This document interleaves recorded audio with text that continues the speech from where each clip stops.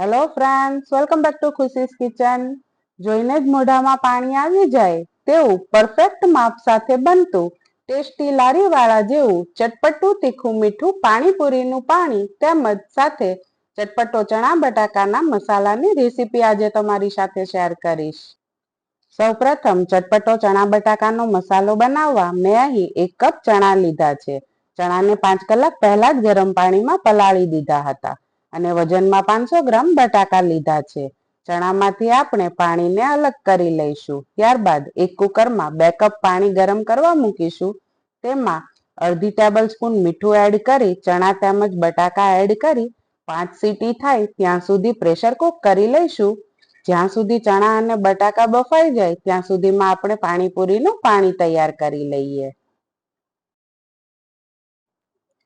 1 litre પાણીપુરીનું ચટપટું અને તીખું મીઠું પાણી તૈયાર કરવા માટે મેં અહીં 50 ગ્રામ આંબલી અને 25 ગ્રામ ગોળ એક બાઉલમાં એડ કરી તેને ગરમ પાણીમાં 10 મિનિટ માટે પલાળી લીધો છે.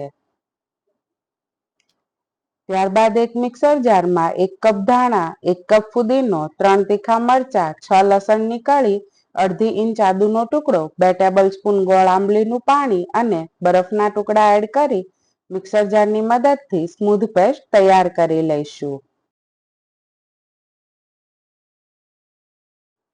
ત્યારબાદ પેસ્ટમાં થોડું ઠંડુ પાણી એડ કરી એક તપેલીમાં બધી પેસ્ટ લઈ લઈશું. ત્યારબાદ તેમાં 1 લીટર થાય તેટલું ઠંડુ પાણી ઉમેરી દઈશું. પાણી આપણે ઠંડુ જ લઈશું જેથી પાણીનો કલર એકદમ ગ્રીન જ રહે. ત્યારબાદ પાણીમાં 1/2 ટેબલ સ્પૂન શેકેલા જીરાનો પાવડર, 1 ટેબલ સ્પૂન મીઠું, 1 tablespoon jaljeera powder, 1 tablespoon chaat masala powder add કરી પાણી સાથે બરાબર મિક્સ કરી લઈશું અને પાણી ટેસ્ટ કરી તેનું બેલેન્સ ચેક કરી લઈશું. પાણી એકદમ ટેસ્ટી, ખાટું, મીઠું તેમજ ચટપટું બનીને તૈયાર થઈ ગયું છે. હવે પાણીમાં 5 થી 6 બરફના ટુકડા એડ કરી થોડી વાર માટે ફ્રીઝમાં સેટ થવા માટે મૂકી દઈશું. કુકરમાં 5 સીટી થઈ ગઈ છે તેમજ 10 મિનિટના સમય પછી ચણા અને બટાકા સરસ બફાઈને તૈયાર થઈ ગયા છે. હવે બટાકાને એક અલગ બાઉલમાં લઈ લઈશું અને ચણામાંથી પણ પાણી અલગ કરી કાણાવાળી જાળીમાં ચણા લઈ લઈશું. ત્યારબાદ બધા બટાકામાંથી છાલ અલગ કરી લઈશું. ત્યારબાદ બાફેલા બટાકાને મેશર વડે મેશ કરી લઈશું. બટાકા મેશ થઈ જાય એટલે તેમાં 1 ટેબલ સ્પૂન તીખી ગ્રીન પેસ્ટ જે તીખું પાણી બનાવવા માટે તૈયાર કરી હતી તે એડ કરી દઈશું.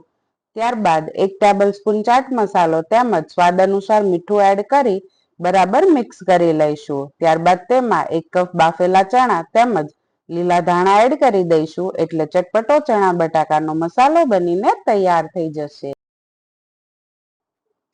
ત્યારબાદ પાણીપુરીના પાણીમાં એડ કરવા માટે 1 તીખા મરચાને ગોળ શેપમાં કટ કરી લઈશું તેમજ અડધી ડુંગળીને પણ ઝીણી સમારી લઈશું. હવે ઠંડુ કરવા મૂકેલ પાણીપુરીના પાણીને એક સર્વિંગ બાઉલમાં લઈ લઈશું. ત્યારબાદ તેમાં 1 ગોળ કટ કરેલી તીખી મરચી તેમજ અડધી ઝીણી સમારેલ ડુંગળી અને 2 ટેબલ સ્પૂન તીખી બુંદી તેમજ લીલા ધાણા એડ કરી પાણી તૈયાર કરી લઈશું. પાણી દેખાવમાં જેટલું સરસ લાગે છે સ્વાદમાં તેટલું જ ટેસ્ટી બન્યું છે. હવે આપણે પાણીપુરી સર્વ કરવા માટે તૈયાર પૂરી, ચટપટો મસાલો તેમજ ખાટું મીઠું પાણી એક પ્લેટમાં લઈ લઈશું. ત્યારબાદ પૂરીમાં ચટપટો મસાલો ભરી તેમાં પાણી ભરી લઈશું. જોતા જ ખાવાનું મન થઈ ગયું ને?